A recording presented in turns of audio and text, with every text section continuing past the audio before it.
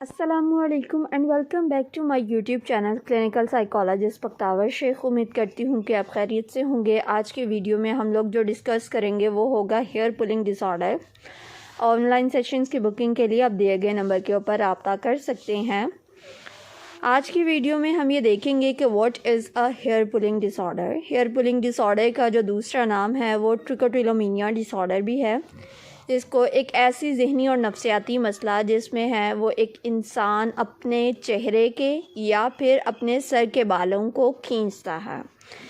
वो क्यों खींच रहा होता है? वो किसी न किसी स्ट्रेस या एंजाइटी का शिकार हो जाता है और उस एंजाइटी को ओवरकम करने के लिए बच्चे या बड़े जो हैं वो अपने बालों को बार बार खींचते रहते हैं और वो उसको चाह कर भी रोक नहीं पाते हैं। अगर कोई बच्चा या कोई बड़ा इंसान इस तरह की हरकत कर रहा होगा तो फिर हम उसको कहेंगे कि ये जो है वो ट्रिकोटिलोमेनिया डिसऑर्डर या हेयर पुलिंग डिसऑर्डर का शिकार है। अब हम उसमें कौन कौन सी सिम्टम्स को देखेंगे जिसमें ये चीज़ हम ये कहेंगे कि ये इंसान जो है वो ट्रिकोटिलोमेनिया डिसऑर्डर का शिकार हो गया है। वो अपने बालों को बार बार खींचता चले जाएगा। बहुत सारे बच्चे होते हैं जो अपने बालों को एक ही जगह से बार बार खींच रहे होते हैं। अच्छा, अब उन्हें ये नहीं पता होता है कि हम ये क्यों खींच रहे हैं। कुछ लोग जो है वो अपनी आईब्रो को पुल कर रहे होते हैं, यानी कि अपनी आईब्रो को खींची जाएंगे। कुछ लोग जो है वो अपनी पलकों के बालों को खींचते हैं और बार बार खींच रहे होते हैं। ये उनको कोई ना कोई टेंशन होती है, कोई ना कोई स्ट्रेस होता है जिसकी वजह से वो अपनी आंखों के बालों को या सर के बालों को खींच रहे होते हैं। वो चाहकर भी इस चीज़ को रोक नहीं पाते हैं। वो चाहते तो हैं कि वो इसको रोक लें या फिर लेकिन वो समझ नहीं आ रहा होता है कि हम इसको किस तरह से रोकें। ये उनके स्टेप्स में होता है, यानी कि छोटे छोटे पैटर्न्स होते हैं, छोटे छोटे एरिया होता है। कुछ लोग जो है वो अपने बालों को चबाने लग जाते हैं, बाइट करते हैं, और कुछ लोग जो है वो इसको खाने के लिए भी चबाते हैं, यानी कि कुछ लोग जो हैं वो उसको उतारेंगे, खींचेंगे और इसको खाते भी हैं। लाइक उनको इसका जो है वो एक क्रंच, एक टेस्ट अच्छा भी लगता है। अब ट्रिकोटिलोमेनिया डिसऑर्डर की कॉजेज़ कौन कौन सी हैं?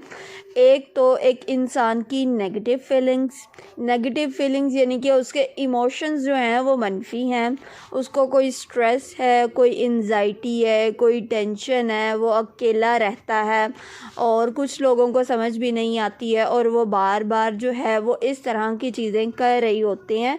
उस फ्रस्ट्रेशन को और उस स्ट्रेस को ओवरकम करने के लिए ये जस्ट लाइक आप ये कह सकते हैं कि ऑब्सेसिव कंपल्सिव डिसऑर्डर है की तरह का ही है। ये वो डिसऑर्डर तो नहीं है, लेकिन लाइक उसी तरह से होती है कि फ्रस्ट्रेशन को ओवरकम करने के लिए हम अपने बालों को जो है वो खींचना शुरू कर देते हैं, पुल करते हैं, उसको उखाड़ते हैं प्रॉपर लोग। और ये बहुत सारे जो बच्चे होते हैं हेयर पुलिंग करते हैं। आप अगर उनकी आईब्रो को चेक करेंगी, उनकी आईब्रो मौजूद नहीं होगी। उनकी आप लैशेस को चेक कर लें, उनकी लैशेस बिल्कुल ख़त्म हो जाती हैं। उनके हेड का कोई स्पेसिफिक एरिया होगा जहाँ से उन्होंने अपने बालों को खींच के उस जगह पे अपना गंजा जो है वो एरिया को कर दिया होता है, तो वो बिल्कुल भी लाइक उनके बाल नहीं होते हैं उस जगह पे।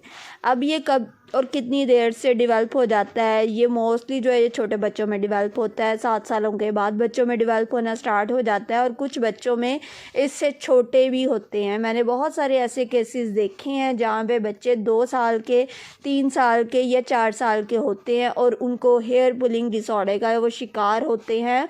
उनका कोई ना कोई स्ट्रेसर्स हो सकता है। आप नहीं जानते हैं कि बच्चों को किसी ने कुछ कह दिया है, कोई हिरास कर दिया है, वो किस वजह से है, या उन्हें किसी ने डांटा है, तो वो उस स्ट्रेस की वजह से ये काम कर रहे होते हैं विदाउट कोई उनकी लाइक वो कंसंट्रेट नहीं कर पाते हैं। उन्हें नहीं पता होता है हम क्यों कर रहे हैं, लेकिन वो उनके लाइक ब्रेन में एक चीज़ होती है तो उस वजह से वो ये चीज़ कर रहे होते हैं।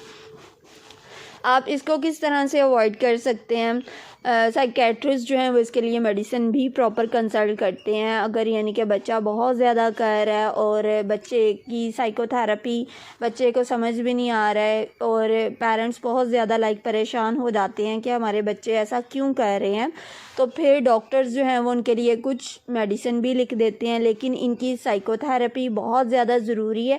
हैबिट रिवर्सल ट्रेनिंग यानी कि HRT एक ऐसी साइकोथेरेपी है जिसमें हम उसकी बच्चे की हैबिट्स को, यानी कि अगर वो एक काम कर रहा है तो उस काम को करने की बजाय हम उसी चीज़ को, उसकी फ्रस्ट्रेशन को निकालने के लिए कोई और चीज़, यानी कि कोई और उसको ट्रेनिंग दे देते हैं, कोई और चीज़ उसको करने के लिए बिज़ी कर देते हैं, ताकि अगर उसे लगे कि मुझे फ्रस्ट्रेशन या एंजाइटी या स्ट्रेस हो रहा है और वो उसी स्ट्रेस के नतीजे में अपनी जो है वो चीज़ करना स्टार्ट कर दे, अपने हेयर पुल करना स्टार्ट कर दे, तो उसकी बजाय हम बच्चे को दूसरी चीज़ें सिखाते हैं कि बच्चा वो वाला काम कर ले, लाइक किसी ना किसी चीज़ में इन्वॉल्व हो। कोग्निटिव सिबिलिटी always one of the best therapy है, लेकिन HRT भी बहुत अच्छी है, यानी कि कुछ चीज़ों में ट्रेनिंग की ज़रूरत होती है। कोग्निशंस को चेंज करना तो ज़्यादा ज़रूरी होता है, लेकिन इसी तरह से वहाँ पे कुछ ऐसी फ़िज़िकली ट्रेनिंग भी देनी ज़रूरी है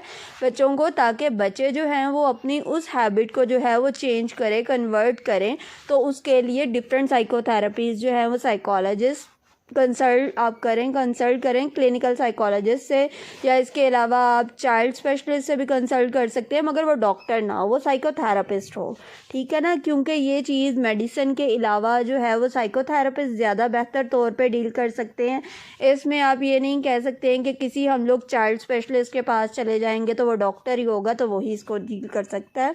thank you so very much for watching this video. उम्मीद करती हूँ कि ये वीडियो आपको अच्छी लगेगी, आपको बहुत सारा कुछ लर्निंग करने को मिलता है मेरी